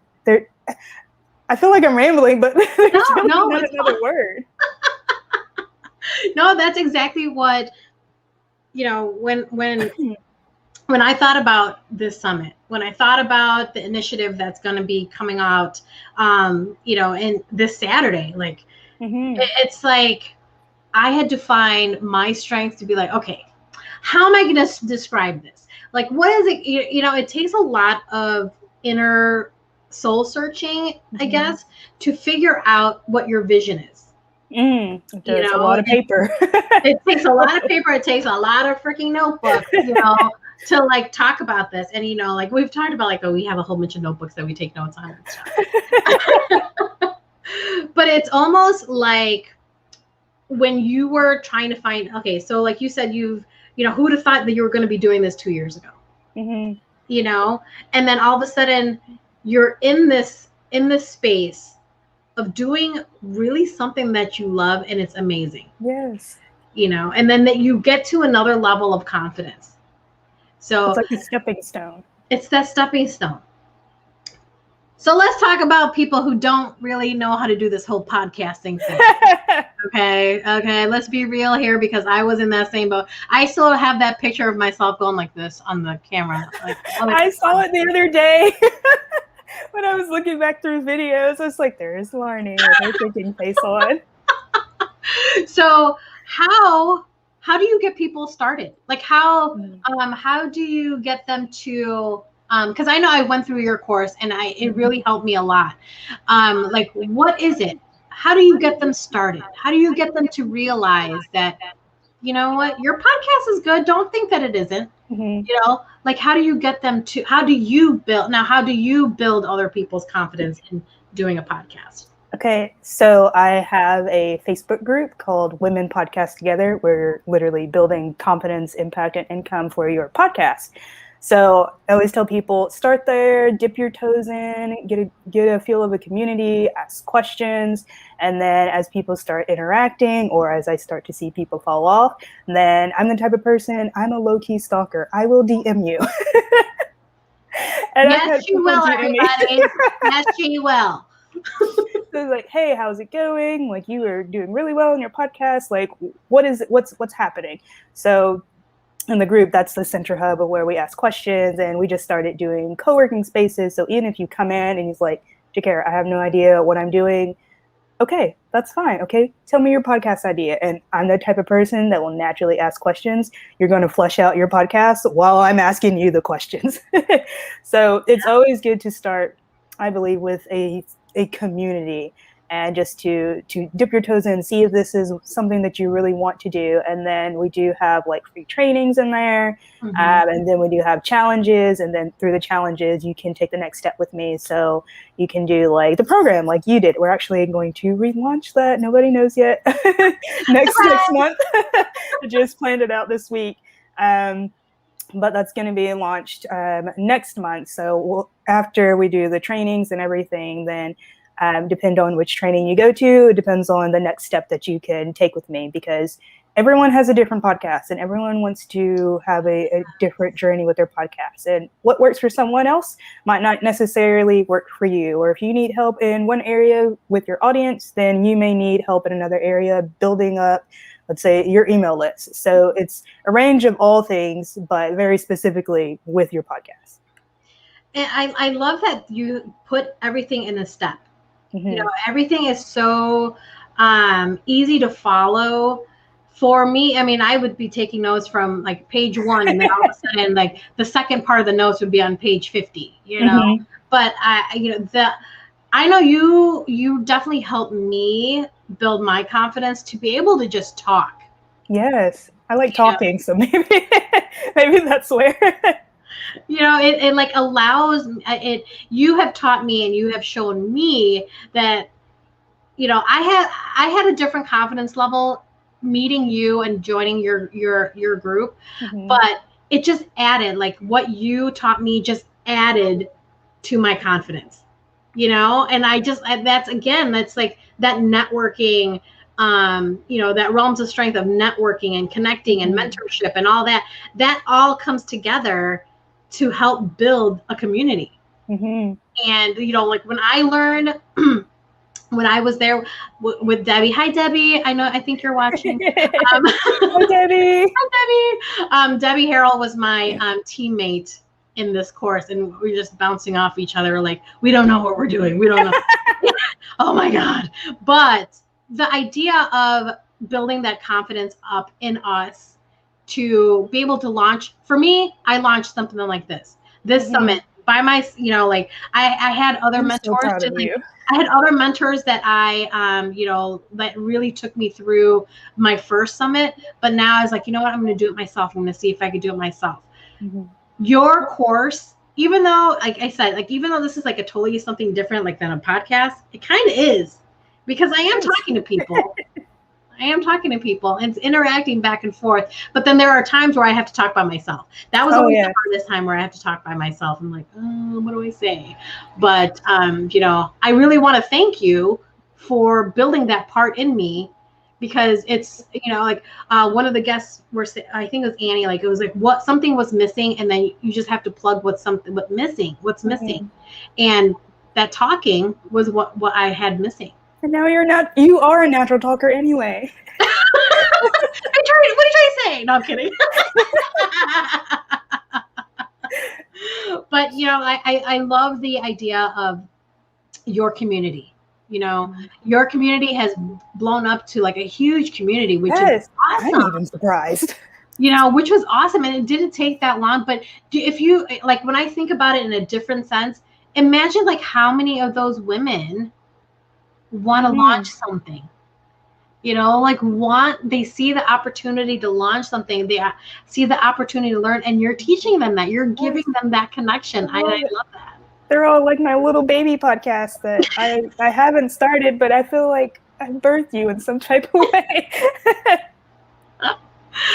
So what do you have coming up? Like, I know you just said you're launching the another podcasting beginners kind of Mhm. like 101 group. Like, what else do you have going on? So, okay, I'll start from the beginning. Let's run down the list. Let's go. Because there's different levels of podcasting.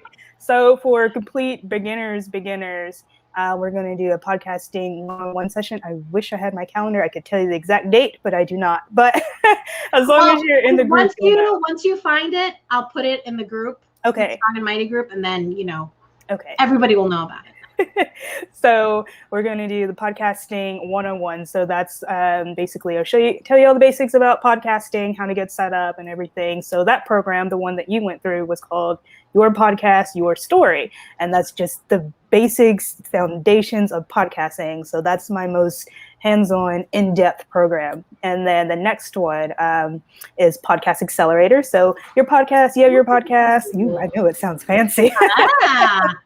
You have your podcast, it's established, you need help with consistency and managing your podcast and reaching out for guests. So this program is a little bit longer. It's 3 months instead of Your Podcast, Your Story was 4 weeks. Yeah. So I get really more hands-on into like setting up your systems with podcasting and tackling all your goals that you want to do for those 3 months. And mostly that looks like managing your podcast. Someone has asked for monetization, and I was like, we can monetize your podcast in 3 months, of course. So those are the only two that I offer right now until we get to another one. But right now, that one's not planned until December. So just hush. Wow, you're planned out all the way into December. That's really cool.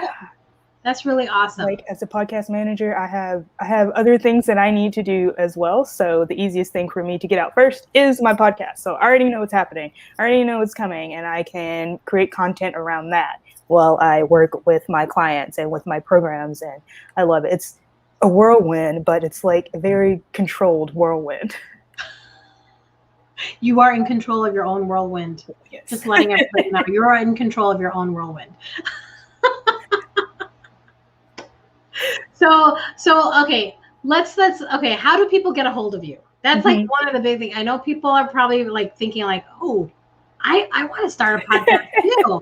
Well, shoot, how do I start that? So give everybody your details and how to contact you. So you can always find me. My two most favorite places are Instagram, if you want to DM me, or on Facebook, just DM me. It's my name, Jakara Davis. There's only one of me. I have not found another one of me yet. Same. So yes, I have not found another Lonnie. So, but you can also look on my website, letstryadulting.com, and I love the name. It's just beautiful. It's beautiful. So those are the places that you can find me. You can contact me. Just DM me at any time. So are you doing any more lives on Instagram? I know this isn't part of like, I just wanted to know. Are you doing more Instagram lives? Right now, I'm not with anyone else. I just pop up randomly. But mostly in my group and Women Podcast Together is where you can mostly find me live. Oh, that's so awesome. So I want to talk about a connection that we've had. Dr. Tony. Yes. Okay. let's talk about this because, I'm talking about connecting people to connecting people to connecting people. So I wanted to thank you for connecting me with Dr. Tony because she was a guest on the summit this morning. So I'm grateful for having that connection. And I just believe so much that we're all connected somehow. We just haven't found each other, and just like how you and I honestly don't even know how you and I connected. I want to say it was on like Clubhouse, or you just randomly approved in my group. I remember seeing your name in the group, but I don't know if I found you in Clubhouse or Shania Grenache. Yes. She invited you to the group. We were doing like a giveaway, and this is when a lot of people were being invited. Yes. And I was like, what is this group? And she, it's like, she's like, do you want to try to launch your own podcast? I'm like, yeah, sure. I've always wanted to launch my own podcast. Sure, why not?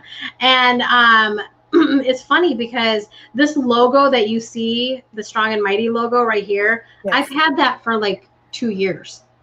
And I'm finally using it on my summit, aka my podcast.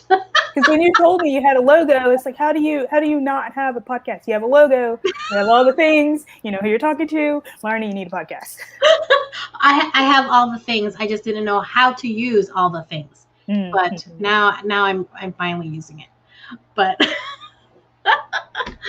all right, Jakara. Well, we've got your contact info. We've got a great way for people to find you on Instagram and on Facebook and everything. Is there anything else you wanted to add to the group? I do want to add one more thing because I see this a lot in my group. So let me rub my eye. Okay, so I can say this with the whole face. So the biggest problem that I see in my group is the fear of getting started with your podcast. Yeah. So I want to tell you that 80% of your podcast is you. It's getting over that fear. Like I mess up all the time. Trust me. I mess up all the time. The tech part is just at 20% because once you learn the tech, you can repeat that over and over and over again. And it like once you know it, you know it. But the 80% is just you, and you can just show up and just word vomit on the mic and still have a podcast. You can podcast in the dark if that makes you feel any better. Do what works for you. With a flashlight underneath. Yeah, with a flashlight. If you know you want to start a podcast, do what works for you. I started Let's Try Adulting in my car for the first 3, 4, 5 months. No kidding, really? Yes. And now I'm like, I have a desk and everything, but I still go in my car sometimes. But I started in my car. So if I can do it from my car, you can do it in your closet in the dark with your little flashlight. It's easy. Just sit down, talk to yourself, talk about your day, what you had for breakfast, because once you start talking, you're going to find what you want to talk about. That's the greatest part of advice I can give. So the last thing, I just thought of another question. Mm-hmm. So how do you coach your clients to get over that fear? Oh, so hearing your voice for the first time, you're like, oh my God, I sound terrible. Like, how do you coach your clients to get over that fear? Mm-hmm. Last question, I promise. Okay. So I do a lot of things just based on my personal experience. So I tell them, if you have the willpower to listen and you still want to post, go for it. If you feel like you're going to listen and you just say, I completely hate it, but your content was amazing, was bomb ass, but you don't want to post it, don't listen to your podcast. That's what I did for Let's Try Adulting. I'm serious. Don't listen. Just upload it and just post it. Just say, hey, this podcast is unedited and this is my barrier right now. Because eventually you're going to get to the point where you want to listen to your podcast and do all the things. But just to get started, as that's their barrier, I will even be on Zoom with you and mute myself while I cheer in the background while you record your first episode. I've done that many, many times. Oh gosh. Yeah, you did that with Debbie and I. And I thought that was hilarious. I couldn't stop laughing because I'm like, I'm talking to myself, but I see two people. So find your barrier of where you can start and then just do little baby crawling steps until your next step. Yes. Oh my gosh. Oh, it's so much information. I have so many other questions, but it's going to get off the topic of standing in strength. So anyway, Jakara, thank you so much for hopping on this evening. I appreciate it. I appreciate you. Lonnie, thank you. This was awesome. I know that there are other people listening who are like, I'm going to start a podcast. I'm going to do that. Do it. Like, we can be silly the whole way through starting your podcast. That's right. It's very comfortable when you work with Jakara. You just do it. I like to be comfortable. I know, she put on a collar shirt for me, I noticed. I did. Usually I'm in a t-shirt or a hoodie. It's either her like Little Mermaid or a panda. Oh my gosh. Well, sometimes I have my onesie, not on coaching calls, but sometimes when I'm just doing stuff, I have on my panda onesie. Like the most comfortable thing ever. Well, thank you so much for hopping on and giving us so much information about trying to figure out, getting over the fear of podcasting in business and entrepreneurship, and how you found, this strength that you have inside of you to do your podcasting business, which is amazing. So thank you so much for hopping on tonight, because that's why I'm glad. That was the reason why I wanted you to come on, is because I'm like, I love the story. And I love it. Oh, I do have one question. Where do you want me to share the free gift? So you can just email it to me and I could put it onto the group if you want, or we could just email it to the people who registered. So okay. We'll either one. We'll do both. I'm figuring this thing out too. So don't worry. Okay. All right, Jakara, thank you so much for hopping on and sharing your time. I appreciate it. I appreciate you. And I hope we will connect soon for sure. Well, absolutely. And, we will make sure we do. Oh, you're on my coffee show too. Yes, so, July 11th. Yeah, that's coming up too. Whew, so many things. All right, Jakara, thank you so much for hopping on. I appreciate it. You have a great night. Thank you. You too. Right, bye. Bye. Oh my gosh, you guys, how amazing. I love the energy that Jakara brings when it comes to podcasting, because I remember when I started, I was like, I don't know how to do this. But the baby steps that she practices on you and like tells you to practice, she's so patient. She's so patient. She's a saint when it comes to that. So all right, you guys. So this is coming to the end of day 1 of the Standing in Strength Summit. I really do hope that you got a lot of information out there when it comes to finding your own personal strength. It was different for everybody that talked on here, and everyone. The purpose of this summit is to make sure that there is a connection building and connecting to a community. Maybe the Standing in Strength community is not your community, but one of the guests who have their community, maybe their community is something that you feel like you connected with and you related with. Just make sure you check it out. Make sure you know what's going on there. There's so many opportunities out there for everyone to know themselves, to build themselves, to have like more positive, encouraging energy around them. So I really, implore you to check out all the speakers that I put on the Strong and Mighty group page. I put their contact and their groups and everything on there so you guys can connect with all that. But also just want to let you guys know that the Standing in Strength Summit, again, starts tomorrow at 9 a.m., 9 to 11 for the first session, and 5 to 7 the second session. There are speakers that, there were some speakers that I loved bringing on, but they weren't available live. But I did pre-record some of their talks, which you're going to be able to see from Issa Amazing and Dawn Bates. That's going to be awesome tomorrow as well. So come back, tune in, and we will catch you guys on tomorrow's Standing in Strength Summit 2. So again, my name is Larnie Mulvey. I am the Power Lady, and I am here to make sure you are stronger than you think you are. And we are going to build the strongest, most powerful version of you. You guys have a wonderful evening, and I will catch you guys tomorrow. Bye.